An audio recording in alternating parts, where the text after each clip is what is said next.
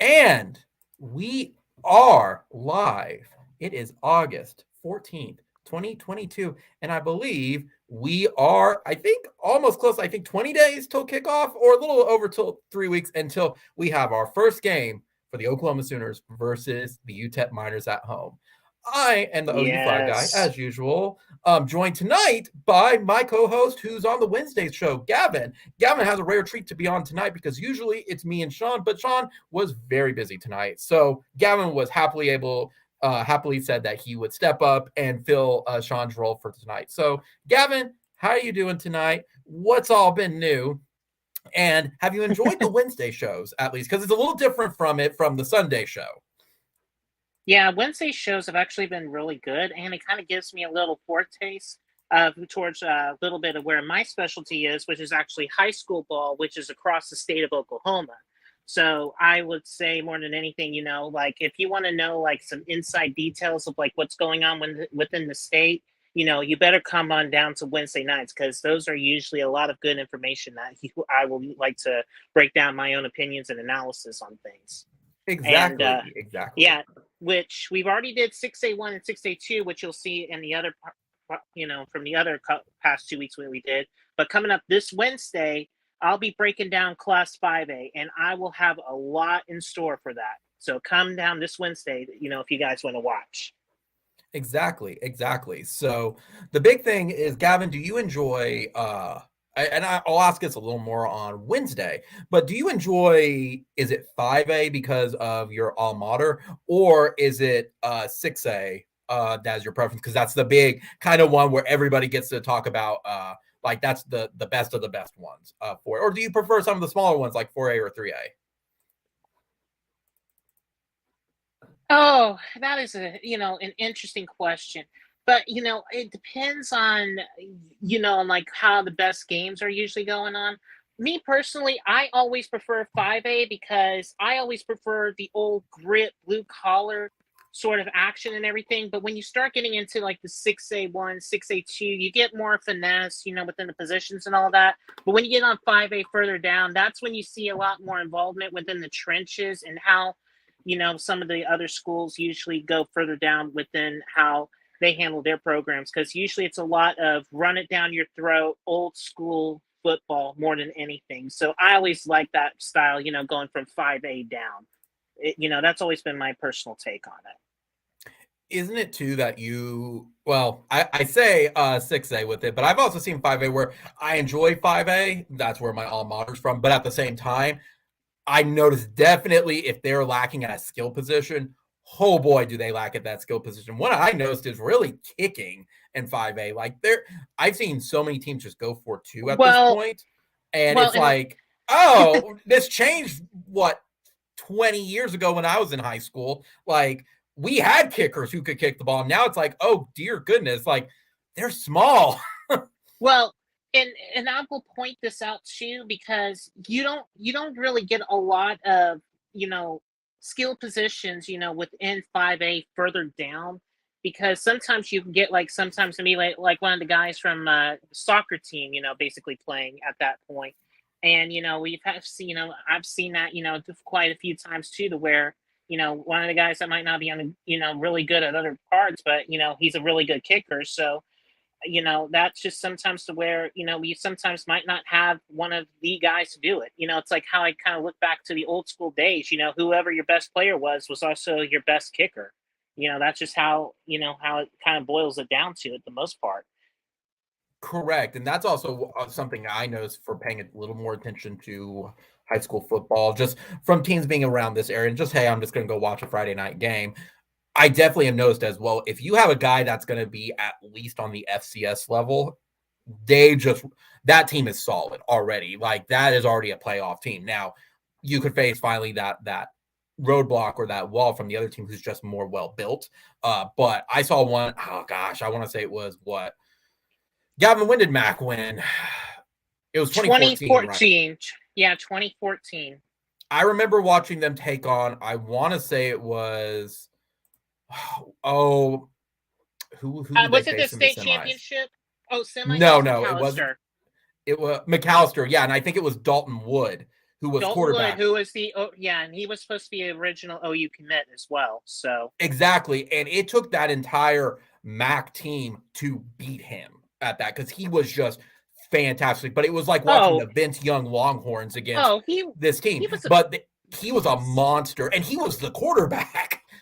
Yeah, and I will say this, and I'm gonna bring this up, later on, but the current recruit that OU has right now, Eric McCarthy, he reminds me so much of Dalton Wood, except he is such more of a power runner that I've seen. In fact, when I got to see him in the state championship game, he already had 200 yards in the first half alone in the state title game. Like I said, when you face guys who are legitimate, like especially in Oklahoma, who aren't factories like Texas, Georgia, Florida, and I know everybody wants to talk OU football, but this is a big one for it. It is impressive to see those, especially when they're juniors and seniors. You get a taste of what other high schools and other areas of the country really do get to experience, especially down south. It's amazing, and you can only admire, like, that's a high schooler. I remember watching last year. A good friend of mine got me sideline passes to the Noble Lawton Mac game at Noble. Boy, I'm like, how are you a sophomore? Bro, and then I found out that's the guy that's going to Air Force. I think he went to Air Force already this year, but he got a scholarship. I'm like, that makes sense. Why that? Because he was good. Now you can't win the game if you I think it was 4 punt returns in one game. But I'm looking forward to that game again because I'm going to a couple high school games this year. It's going to be fun with it. Something just within travel distance. But okay. I will recommend one game for you this year, and that is going to be I think towards the end of the high school season, Carl Albert, Bishop McGinnis, because that is going to be number 1 versus number 2 in Class 5A. That's going to be the game to watch. What weekend? That's the question. I would ask you that because it could interfere with another time. It's I think OSSAA. It's week 10. Week 10. I'll just have to take a look. I'll have to take a look, but then I can answer that later in the stream. Yeah, it's the first. Yeah, it's the first Saturday of November. First Saturday of November. Or first Friday. For Friday. That's the week we face Baylor. Yeah. I actually think I will be at Noble because we play Noble at the away stadium, and me and Buddy already had plans. But I need to check that schedule though. But yeah, big things with high school stuff with it. If y'all want to check that out, we're previewing 5A a little bit, and we'll go a little bit more during the season for it and just kind of highlight the big games from it. But I know everybody wants to talk some OU football. So Gavin, First off, let's get it out of the way. We talked about it Wednesday, and kind of let's do a retrospect with it because it's been about a week since Cale Gundy resigned. Almost 2.5 hours from now to a week to the dot of when Cale Gundy resigned from Oklahoma for it. Really, I think based on everything, if they didn't have a strong July recruiting class, I think we'd be in a much worse spot. However, with how adamant and how very much in his position that Venables has been about not one man, and Bob Stoops as well, one person does not make the entire team. Venables going as far to say that they're not worse off without Cale Gundy, but they're not better off with him as well. I think they've kind of, how do I want to say this, already had controlled the narrative, calmed the waters.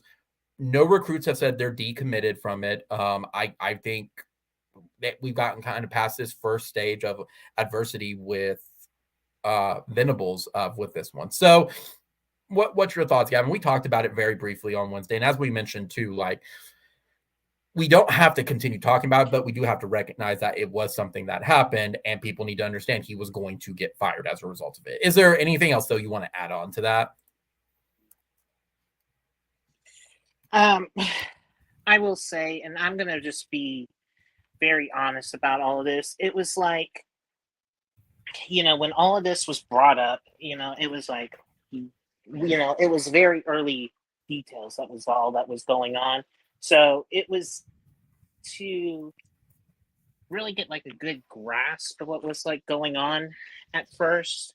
But as more in details kind of came about and everything, it was it was just, you just had to let it go. And I was I was very skeptical at first, but it was it was like, I just don't care. It's like we had to move on and just look forward to what we can do for the rest of the season. And I think the circumstances. I mean, a lot of people, are going to be on the fence of saying, "Oh, he shouldn't be fired," or yeah, he should be fired, or anything. It's like, I think if anything, they handled it in the best way possible, with the circumstances that were surrounding this. And if anything, him being resigned or fired, however you want to, do it, was the best way to move forward from all of it. Exactly. And again, that also falls back to I've seen so many people talk about like, oh, the players know better. They knew what happened in the situation. We need to listen to the players. We need to do this. Guys, with a university that already dealt with SAE and a professor doing that, they're not going to tolerate it. They were going to let him go. So again, though, to reinforce it, like, I'm not surprised that, well, I am surprised that for now, Evans, Petaway, and Brown remain committed, at least for the moment. I think we're going to get more info about Evans in the coming weeks, though, so we'll have to wait on that. And then, Gavin, I mentioned this to Sean, and I mentioned this a little bit on Wednesday. When Venables came in, I had to think of what we were seeing with the camps was accountability. Like, the players had to take accountability for their own actions if they messed up on the field. Okay, instead of yelling at you or coddling you because you're one of the star players, let's put you in the right position. Let's show you what you're doing wrong. But to the credit to the Scoop guys, I was thinking, and I went, dang it, y'all said it on y'all's podcast before I got to. I do think that adversity also describes this team, because you got to think about it as well. Adding this to the bunch with COVID, and then as well as all the weird stuff that happened last year, this team, if you were a freshman or a sophomore at this point, has gone through so much at the same time. It's impressive that you have to see who's stepping up, who's being the leaders, and showing taking charge essentially in situations like these. You're really seeing a team come together that you don't really see too often with it for that, because usually the coaches take the reins on that one and do that. So yeah, I do want to mention one thing, and if anything, I was going to say, I mean, you remember and I know this is a long time ago, but you remember the whole SAE thing, from years ago, right? It wasn't that long ago. It's been less than 10 years ago. I know it's been less than 10 years, but it just sort of had that same vibe. But now they had to feel like they had to deal with it inside, and not have to deal with it outside of the, with the team itself, too. So I think that really was, the whole step. And you like your credit to what you said. Venables with the issues of trying to be an accountability as well. I think if anything, it was just, I think if anything, it's basically, I think, where, I think they have a bright future, and, Venables is going to kind of make sure he steps onto that high integrity. I mean, it's sort of like how he was when Stoops was still there. Right. Lincoln, he was just more, focused on the skills and plays and all that and everything. Wasn't really talking about all this other stuff. Venables is not just a coach, but just trying to step up, on life outside of football. Exactly. Speaking of that as well, it's not going to happen because I don't think they care enough for it. But man, if we knew they would take action for it, the over and under for if the Stoops family would sue Deadspin for defamation, goodness gracious, Deadspin, they were already dead, but they were really dead based on their article. Guys, that's bad reporting. That's not even good reporting. That is horrible. That's not even clickbait at that point. So I know. But the other thing, and this is where I was seeing this on social media, Cale's daughter trying to get involved into the fray and everything. Yeah. It was no. Don't get yourself involved in, your parents' messes or deals, and then it'll start to put a bad spotlight onto you. Exactly. It's let the parties involved take care of it and just focus on, what is in the best interest for everybody involved. Exactly. It was a bad look. That's all I'll leave it with. That just a bad look for her to get involved. And yeah. So, but that said, it's world moves on. Team looks like they were focused this week. And speaking of that, let's kind of talk about fall camp, Gavin. So we're hearing lots of stuff coming out of fall camp now that they're like first week they're in pads. We're hearing all the pads popping. We're hearing just reports on stuff. And right now, I had to take some notes down.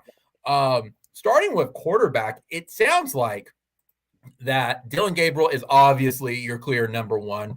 There's some people out there who are saying, nah, he's going to be the backup. No, he is your starter, guys. If you are not convinced on that, I don't know what else to tell you. No.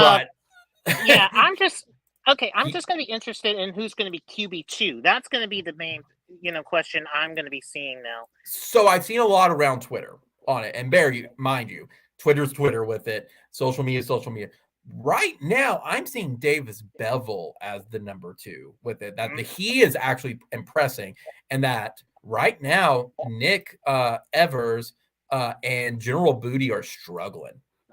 Like that they're just not catching on. I don't know to what extent, because again, social media with it, but based on the practice report, they were all consistent that Dylan is your QB1, and it could be that Davis is your QB2. Now, there's still 3 weeks of practice for it. What the starting lineup is going to look like, I don't know at this point, but that's something even I'm kind of typing my notes about and like kind of place, all right, where would this player go? What are we hearing from practice? What are we hearing from social media? Everything, all the notes from like News 9 and stuff, even too, not necessarily Dean, but like the beat reporters and all that as well. That kind of seems like what it is. Are you thinking, did Davis surprise you if he's going to be the QB2? I think Davis really did surprise me because I thought Evers would have been the one that would be QB2. I really thought that more than anything.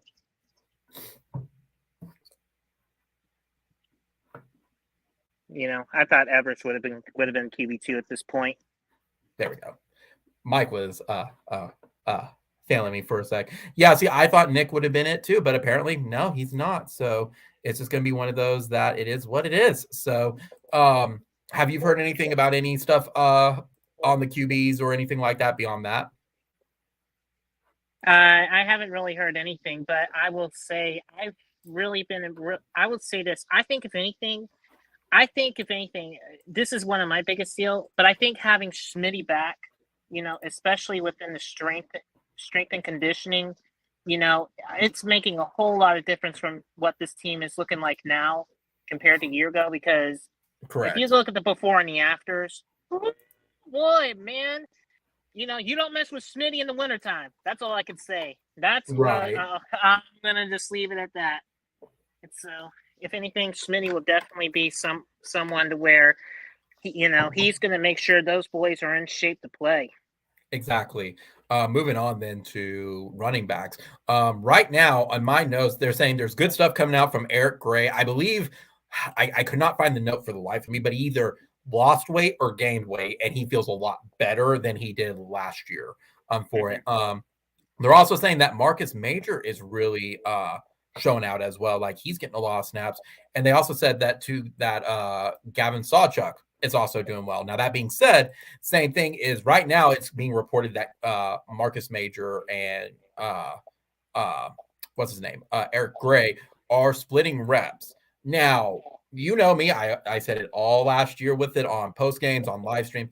I was not impressed with Eric Gray. I thought Eric Gray looked really, really sluggish. I thought even for him being what we, I guess, was he trying to be a power back? What would you say on that? But he just did not impress me. That being said, he's supposed to be the RB1. Is this a signs of concern? Is it, they're both so good, we're just going to use both, like in the Mixon, Samaje P. Ryan type of situation? Or should we be worried that Gray is getting reps and that maybe not a lot has changed? I think we're going to find out more as practice happens and we see more of tape as well as like the first game. But that's a red flag to me. I just, for whatever reason, that has just stood out to me.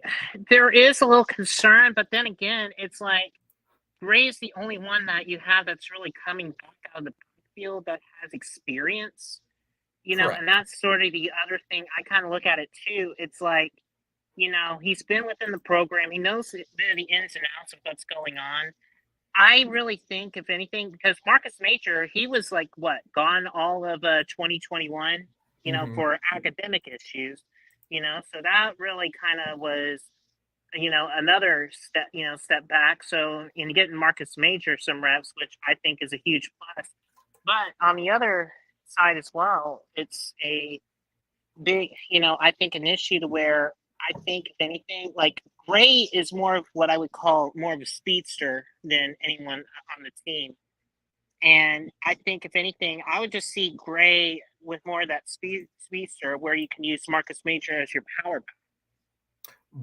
Right. Would you say that Eric Gray and Marcus Major do have some competition? What with Sawchuck and Barnes in the wings as well? Because good stuff is coming out about them as well. And I know it's just it's practice. We're gonna see rainbows and butterflies for like the next couple weeks for it. But I mean, if we're hearing good stuff, maybe they get into some plays. Maybe they break the ranks a little bit.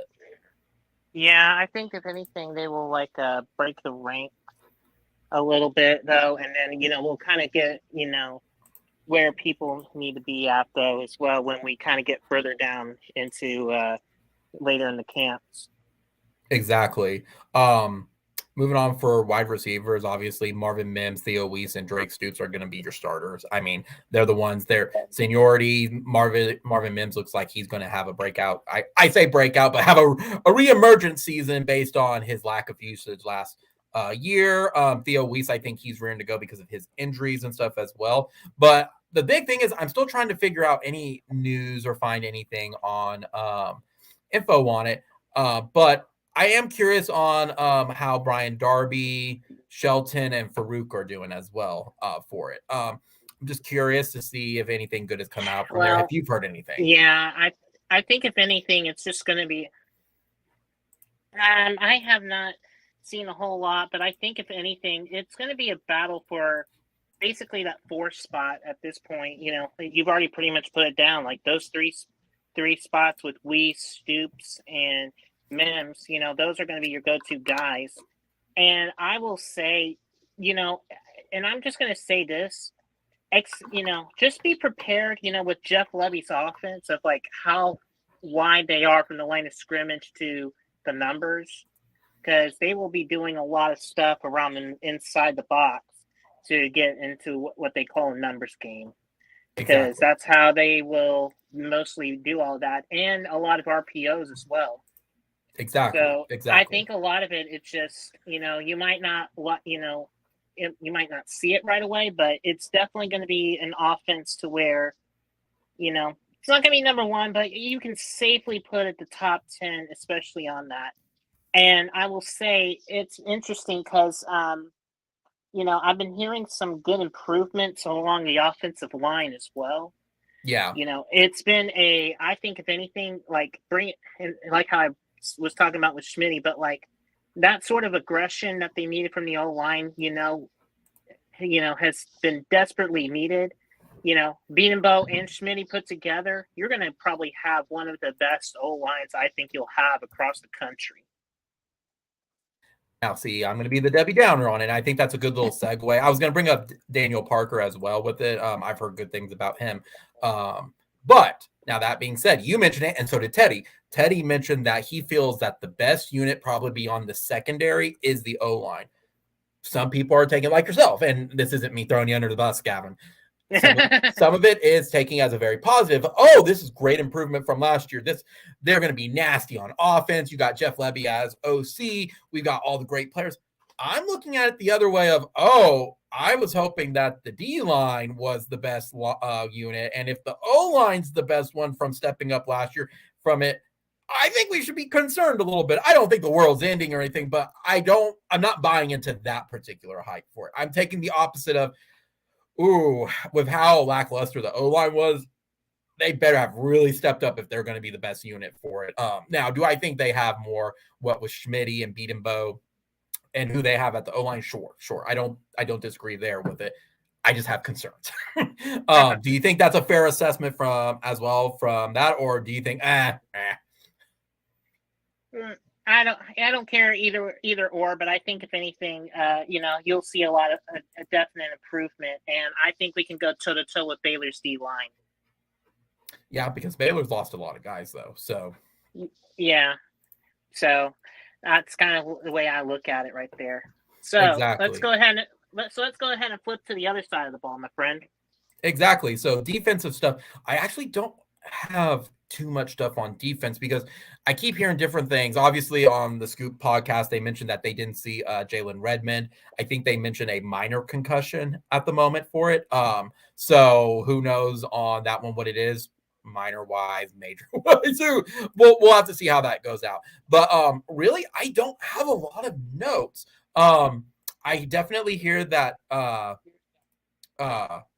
Justin Broyles and Billy Bowman are definitely doing well. Key Lawrence looks like he's going to be they mentioned that it's going to be it's not Broyles. I had it listed on my starting lineups at least.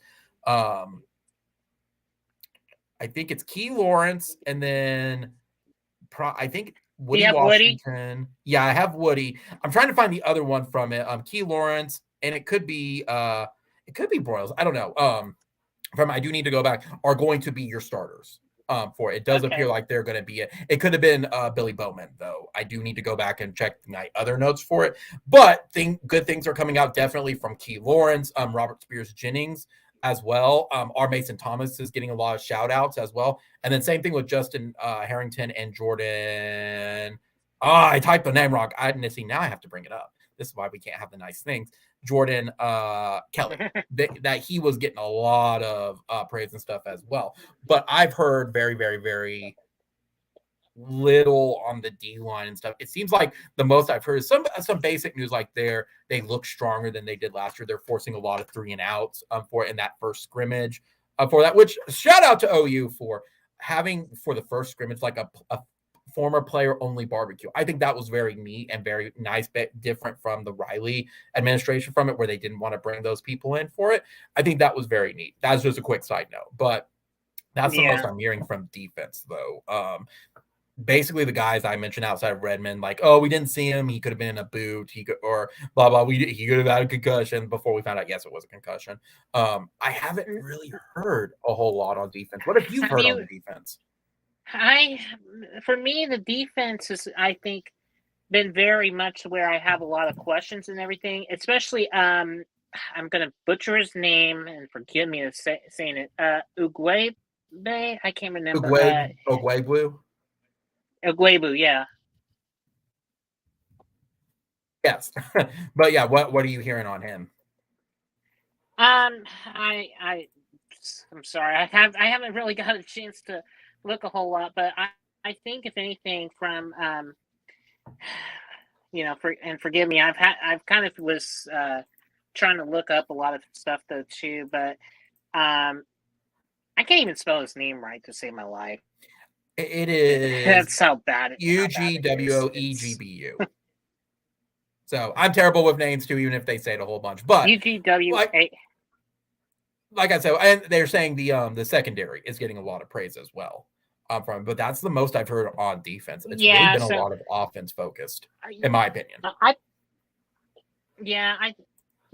I think if anything, like defense, I think if we have like one of the better secondaries, I think that's definitely saying that's a huge improvement, because we were like one of the worst teams in the pass defense last year. Yep. Yeah, I think if anything, just to have that sort of improvement, goes a long, long way. Exactly. And so, I mean, on both sides of the ball, it seems like they're just being more consistent for it and not trying to force like their talent to come through play. They're just trying to be consistent about it. So that's really the most I'm hearing about fall camp, though. Like we said, it's very been focused. And again, this is still the first week for it. I think we're going to still figure out what we're going to see with the starting lineups way closer. I think obviously some of the obvious ones, the wide receivers and quarterback. And I think some of the safeties are set in at this point. But I do think some of the others are making some plays at this point. And I think we'll know a little bit more about the O-line and the actual D-line this week based on what they're going to be looking for in footage and everything. So, any final thoughts on fall camp? Anything else you have heard? Anything I didn't bring up, Gavin? No, I don't have anything else that I can think that we can bring up at this point. Gotcha. All right, then. Well, one So, thing we do no, get I to don't look have forward anything. to. Cool. Then one thing we do get to look forward to this week is the AP poll. The poll that actually matters comes out because the coaches poll sucks, and whoever voted Texas, number one, needs their vote rejected. They need to get confiscated and should be never voted again. Was it Lincoln Riley who did it? I don't think so, but who knows? But where do you expect OU to land in the AP poll? I am going to say it's going to be near that fringe on the top 10 at this point. I'm just kind of having a hard time seeing because, there are going to be a lot of question marks, where everybody's going to be concerned with the Venables and Levy. And I'm just saying from the people that are looking outside, it's like, first year jives and all that. So I think they're going to probably mark them outside of the top 10, probably around that 11 or 12 spot. Yeah. I think I'm kind of in the same boat as you. I think anywhere from 9 to 11. I don't think we're going to see too many waves from it. Do you expect any surprises on there versus the AP poll? For me, I expect Clemson to be a little bit more down, like top 10, not top 5. And I expect Kansas State to at least break the top 25. That's my expectation with the AP poll for it. But do you have any expectations? Well, I'm actually going to be very interested in seeing where Miami is going to be ending up, somewhere inside that top 20. Yeah. At least that's going to be where I'm going to be very interested to kind of circle myself around because with Cristobal kind of going through, and kind of like how they're bringing back. I mean, they got like Ed Reed coming back as well. And, some of like the, old school players that were back in the Miami days as well. And I mean, I think if anything, it's going to be very interesting. And, I also look at it that with the city and NIL, it's almost like the same thing with USC, but that's almost like a match made in heaven right there. Yeah. Speaking of that, just as a quick side note with the numbers, I talked to my dad like 45 minutes before the live stream started. Do you know how much Alabama is favored over Texas right now? Vegas odds right now is 35 points. I'm not surprised. Texas is going to be way too high ranked. And we'll talk about that in a bit. But who do you expect then in front of us? Obviously, Georgia, obviously Alabama, obviously Miami is going to be ahead of us. Who else? Utah, I would expect to be ahead of us. I don't know who else would be ahead of us at this point. That's kind of the big one because I differ from the AP poll from it. I wouldn't be surprised if Baylor is. I don't think they will, but I would not be surprised if they're ahead of us. I'd be surprised if Oklahoma State's ahead of us. That's another matter entirely. Let me bring up the other coaches poll while we're talking about it. Oh, and Ohio State. Of course, Ohio State would be ranked above us. Do you expect Notre Dame? Do you expect anything from like Notre Dame, Michigan, Texas A&M, Oregon, anything along those lines? I think Oregon will probably be somewhere around, maybe I would say close to 14 or 15. But what will give them that little bit of a top inside that top range, though, is especially with the fact that they're going to have to go against Georgia week 1 at the Georgia Dome. Yeah. And I think they're going to try and, have that, give them, okay, we'll give you a little bit of a stat padding here and everything for your ranking, just to make sure you don't get beat up too bad by the defending national champs. That's kind of where I look at it. And then you'll see him go down, after week 1 against Georgia. Yeah.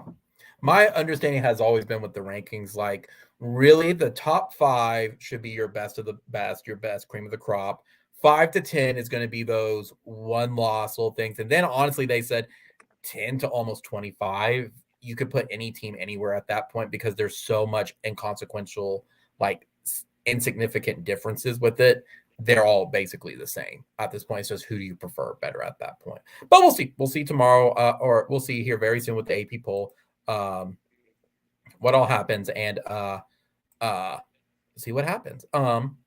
Next up, though, Gavin, we're kind of breezing through everything tonight. We've talked about Cale Gundy stuff, wrap that up. We talked a little bit about the fall camp, the AP poll. Let's talk a little NFL. What do you think of Baker last night?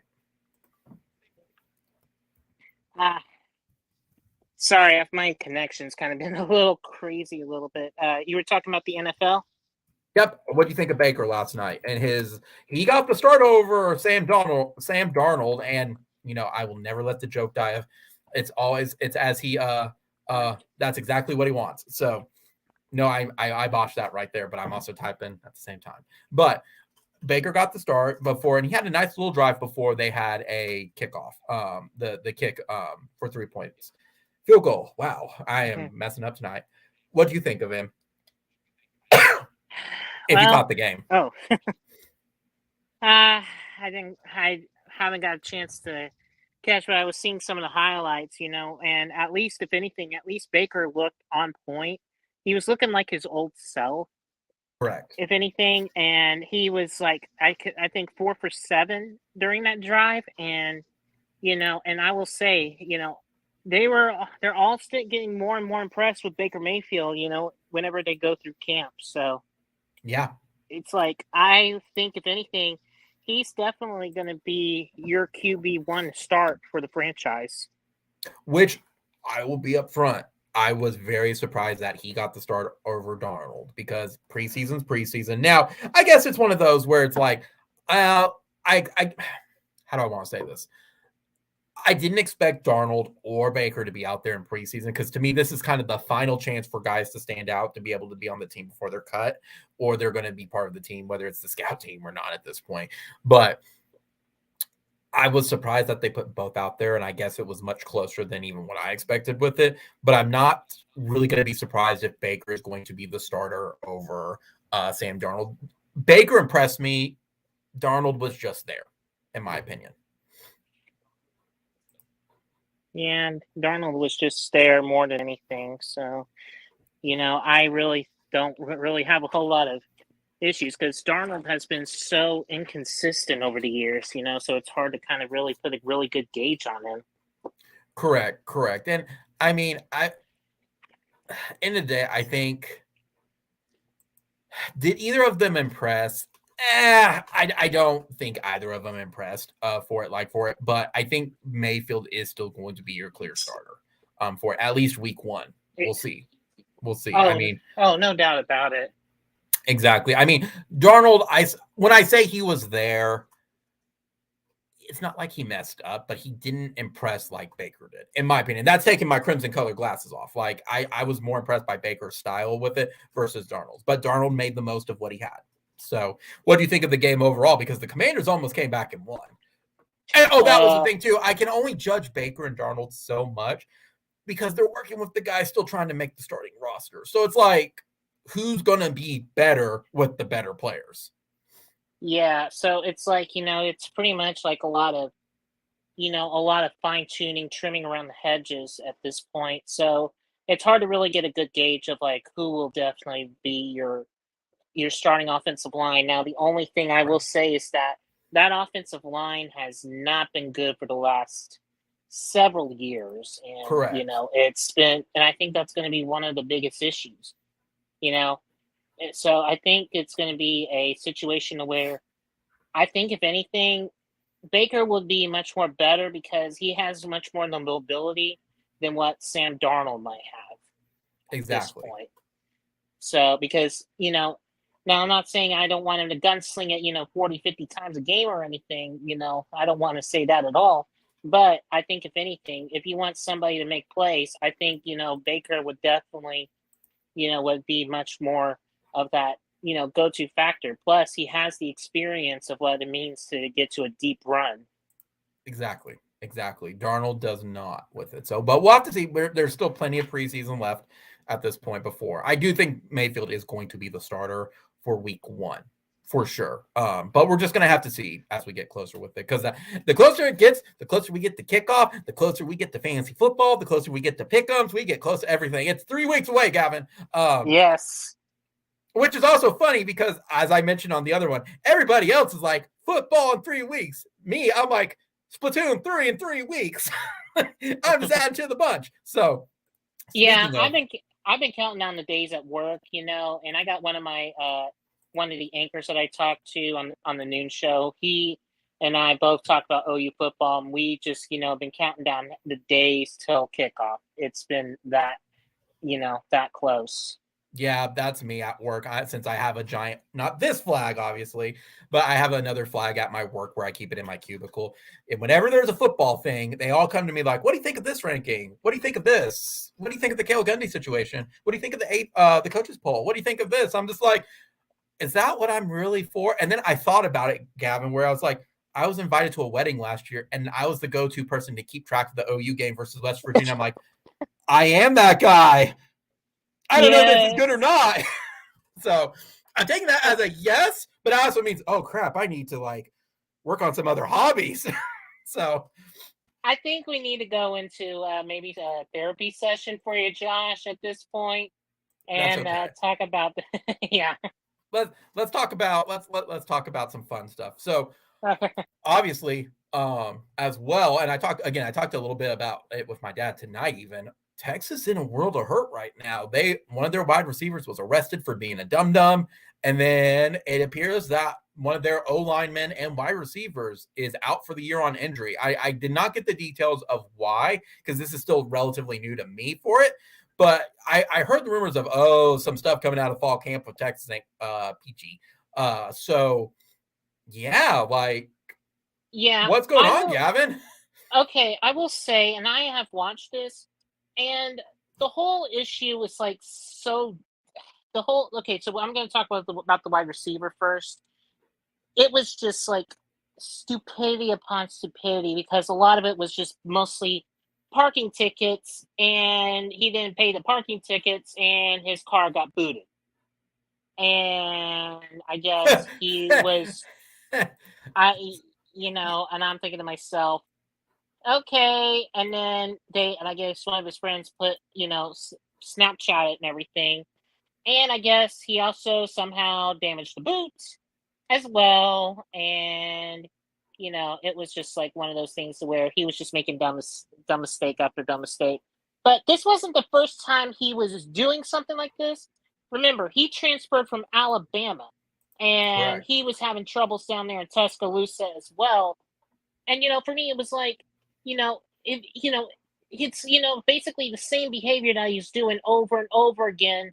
When he was out in Alabama. And if Nick Saban, and I'm not kidding, Nick Saban has to kick you out because of your attitude and how you've been behaving off the field and all that and everything, and then you do the same thing in Texas. I mean, you can't blame, the coaches for what's going on. It's a you problem at this point. Correct. Oh, and well, Gavin, I brought it up with it. There was more info actually for Texas. Was 4 Longhorns exited injury in the first scrimmage, and right now the rumor is Nayor is towards ACL and he's out for the season. Oh. That would be the second wide receiver, and I think that was the other one that they mentioned. I didn't get that info from my dad. And I know one of them was one of their O linemen's. Is going to be out for the year, and they cannot afford to lose any O linemen. Texas is going to be bad on it. But the other ones that left early was one of their running backs, Johnson, and then I don't know his position for it. Angilau, Angilau. I'm going to be butchering that. I'm so sorry, guys, for butchering it. But it's Johnson, Rushcon, Nayor, Barron, and then Junior and Gila. They're out, apparently. They left. Now, who knows the extent, but definitely they're reporting that Nayor is lost for the season, potentially Junior as well. Royer, their other one, looks like he's going to be what's his name? Again, I'm butchering names, guys, because honestly, I have not heard their name. Rojo is going to be out for a month, apparently, but that's just what the rumors and stuff. But that's still a big blow, especially with the ACL tear and everything like that. Yeah, I guess Texas actually did hit the brakes a little bit. Yeah, and I will say, recovering from an ACL, it is one of the hardest things, because that takes almost I would say at least 9 months, maybe to a year to recover. And not only that, it's not only takes a toll on you physically, but also psychologically as well. Because the way how you play the game and everything, now you're more conscious of like how you play with your knees and everything, especially with the fact that when you play a position that is, brutal as an offensive lineman. Right. Because you can get rolled up and everything, even from one of your own guys. It's Right. one of those things to where I feel, I mean, I will say this, as much as, we talk about with Texas, there's a difference between dumb and, where I feel sorry for them. This one, I really do feel really bad, and feel sorry for them because on that sort of front, because, you do not want to lose anybody on that sort of position.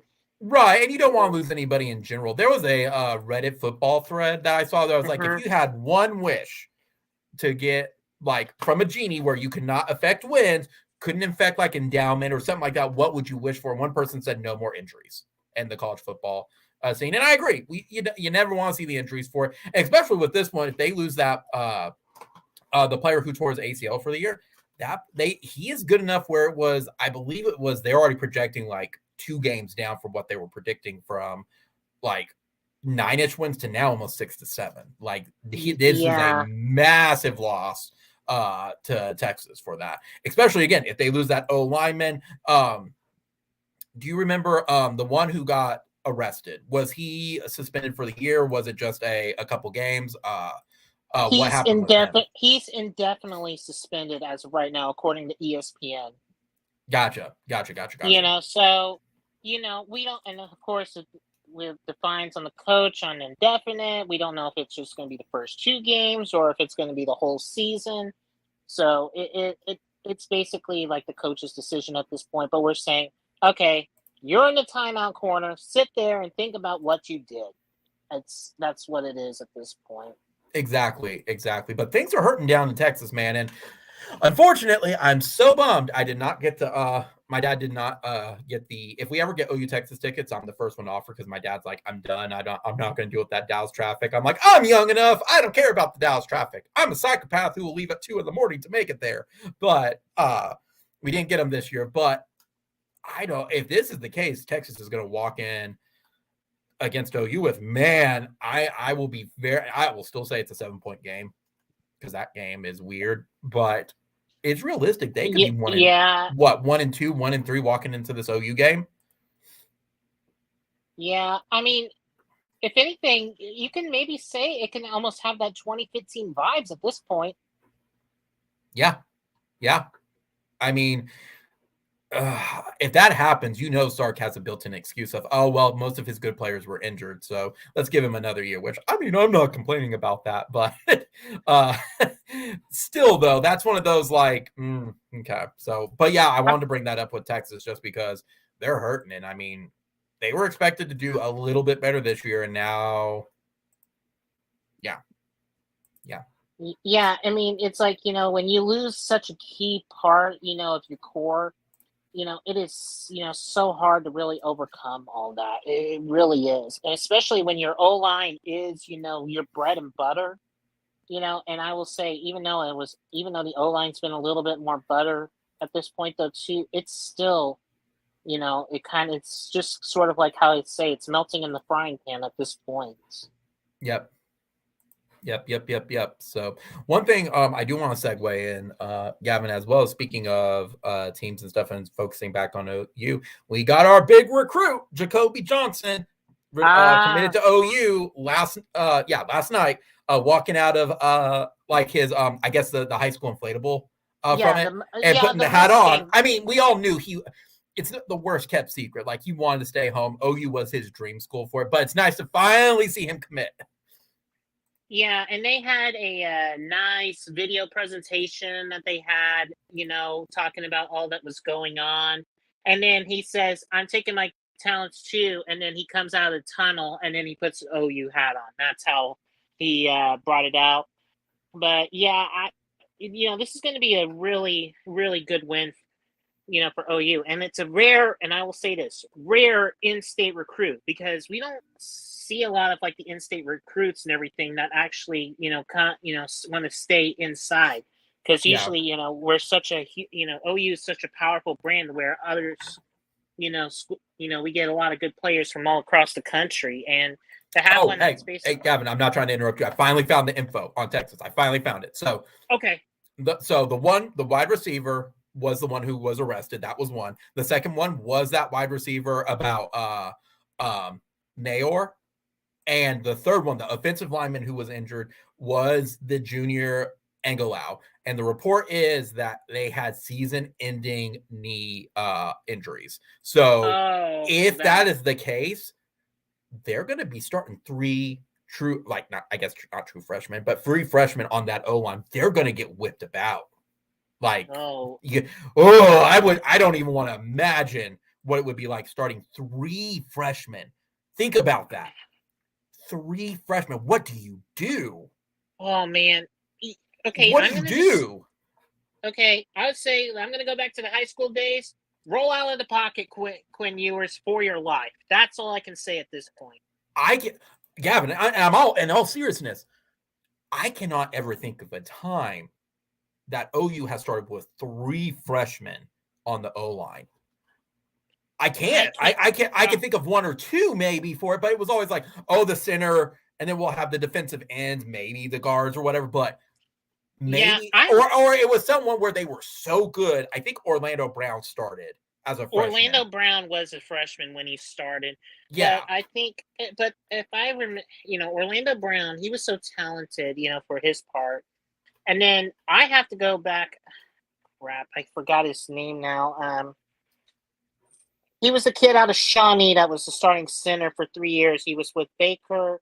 Ben? No. It wasn't Ben. He was with crap. He's with the Chiefs now. Give me a second. I know who you're talking about. Yeah, because it's not. Well, it had to be Ben Powers. No, it's not. I don't think it's Ben Powers. I don't think it's Ben Powers at all. Well, I'll think about it in a sec. He's now starting for who is it? But who's he starting for? The Chiefs, you said? He's with the Chiefs. Creed Humphrey. That's who it was. Creed Humphrey. Creed. Creed. Yeah, Creed Humphrey. That was he was started as a freshman. When Baker was there, and then he had Kyler. Then had Jalen. As quarterback. He went through three different quarterbacks and made it to the playoffs 3 times as a center. And he was one of the most dominant centers, I can think of in a long, long time. Right. Well, we've had really good centers, with Gabe Eichert before, yep, and everything. So, but yeah, I mean, imagine that though. 3. I want that to drive home 3. Ugh. Anyway, though, back to recruiting though. So, but yeah, Jacoby getting it, that's a great thing. That's an in-state kid as well. That means we're really still paying attention to in-state. I mean, I didn't know, Gavin, because apparently because of the internet that we're not allowed to have in-state people recruit in-state. Like apparently they have to go out. But any thoughts though besides Jacoby? Like this is a great pickup for them. I think OU is now number 8 in composite. And it's like 0.02 off from LSU. I thought they were number 7 for some weird reason. When I looked it up, when I saw it earlier, I have no idea why. But 7 or 8 though. I think it'll be interesting. And plus, Johnson, is a. Nope, you're right. It's 7. You're right. It is 7. Okay. Yeah, I think if anything, this is actually going to be good, especially for the secondary, because that's where his natural talent is going to be at. Is going to be within that secondary, and I think it gives it a much more boost, within the coming years. Right. Because I'm seeing a lot, even though we're getting a few good offense players here and there, a lot of what I'm seeing from recruit is a heavy defensive presence. That we have not seen on the defensive side of the ball compared to the other years before, where we've always been focused on offense. I mean, this is the first time I can think of in quite a few years that it's been so focused on defense. which is good though. I'm all for with the defense and stuff. That I'm always for having better defense than offense because the defense is to me is what's going to win.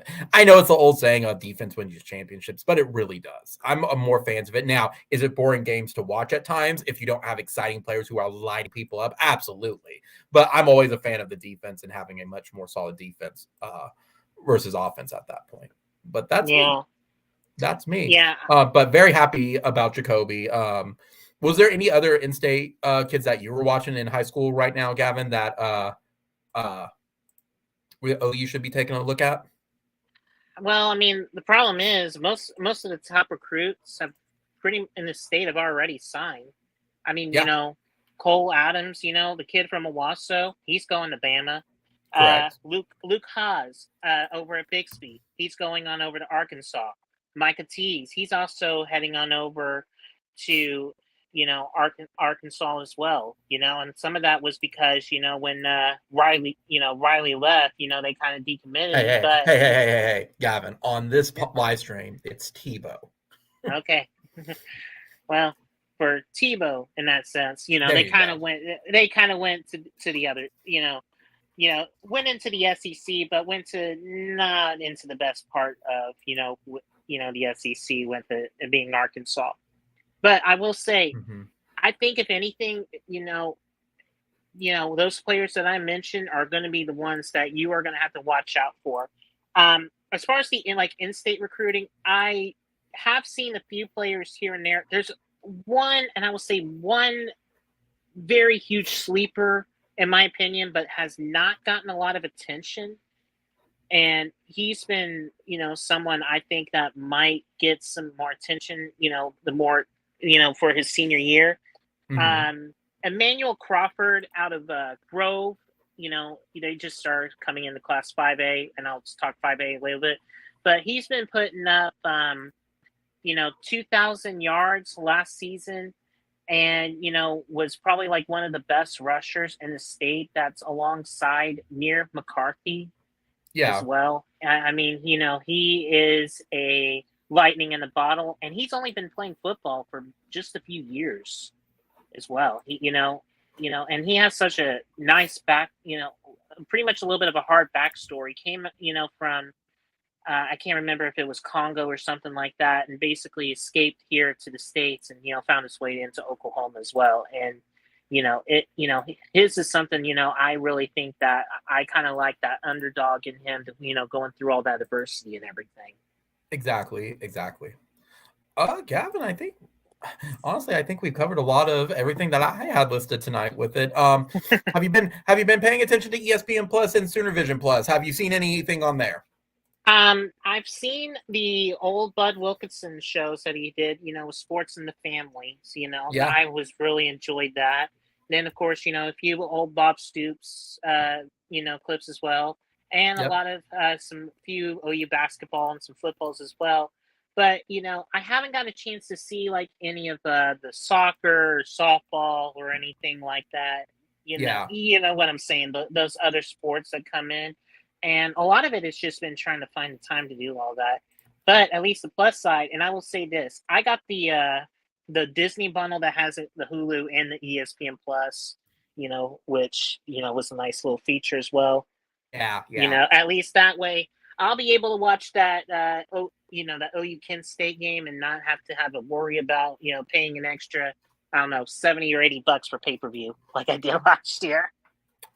I cannot believe you actually paid for it. I went, nope, I'm good. I will turn on the live stream. I'll turn on like the play-by-play on like ESPN. No. Gavin, I mean, you could do that. Or you could also too, like just pay $15, $20 and just come to the game. That too.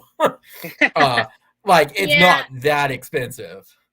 Yeah, and then trying to drive home at about 2 or 3 in the morning. No, thank you. Oh, yeah, that's fair. Yeah. That's fair. Yeah, I'm not going to drive home to, 2 and 3 in the morning, and then I got to go in and I got to do like, and I have like early church services like at set, where I have to do rehearsal at 7 in the morning. So see, I'm not for me, myself.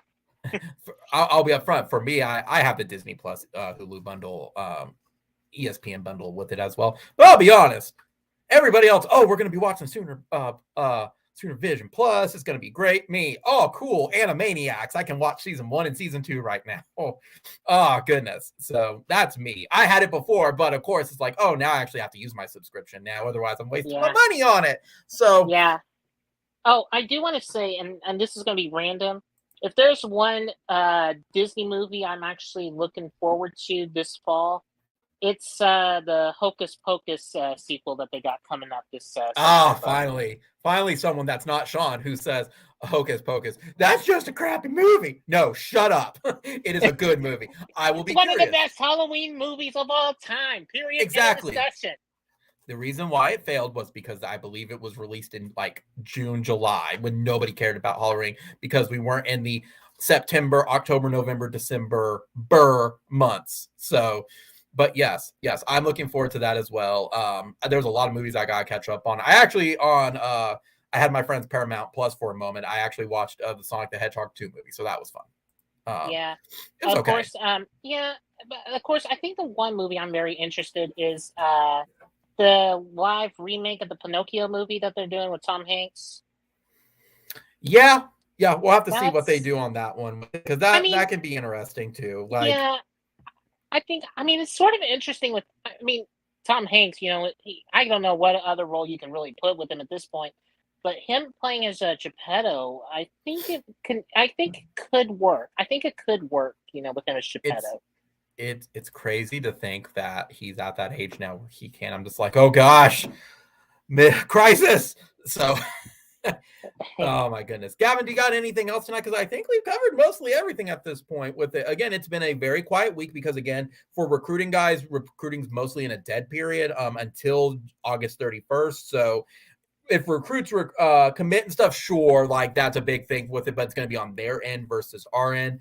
I know we're still waiting on who was it, Gavin? You mentioned earlier, Renaud. We're still waiting on him because it's still in a 50-50 battle with I think it's Renaud, OU and Bama.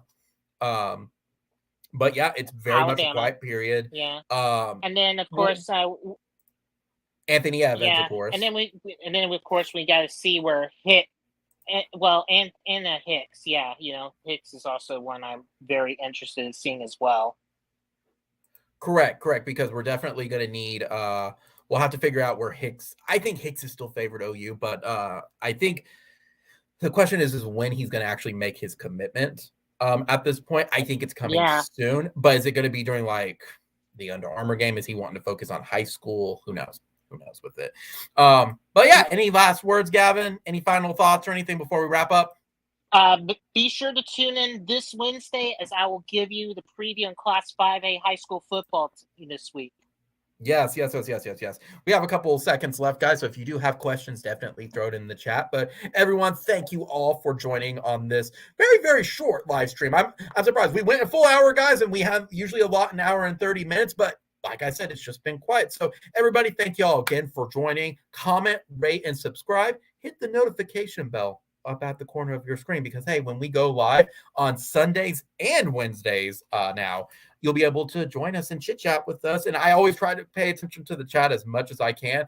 I also want to thank all the new subscribers to the channel. We really have jumped up a whole lot. So I want to thank all 154 of you who have subscribed. I hope you are enjoying the channel as well as like interacting with us as well. Just remember, join us Wednesday. As Gavin has mentioned, we do live stream on Wednesdays with Gavin, Swiggy, and Justin. Rocky. As we definitely talk some OU football with it. But this week we will be joined by a special guest and alumni from the Pride of Oklahoma to kind of just give us some insight into what the Pride does during the preseason, what's the fun moments during the normal, like the regular season, what they do during bowl season and off season versus other stuff as well, like other sporting events and everything, as well as we're going to preview 5A football. And well, as we may be previewing, I think we're still trying to finalize it, but I think we might be previewing positions, who we expect to be in each starting spot at this point, and kind of previewing like, here's what the offense is going to look like. What do we think the defense is going to look like? Because we're all still getting a little bit closer, just a little bit closer to kickoff. Again, guys, that is September 3rd. at 2:30 against UTEP. So I don't see any questions, Gavin. So again, guys, let's wrap up then. Boomer Sooner, guys. Only one Oklahoma. And definitely enjoy the Anything On Sooner Vision Plus to get you through the next couple of weeks. Gavin, I hope you have a good one. I'll see you Wednesday. Peace out. Bye.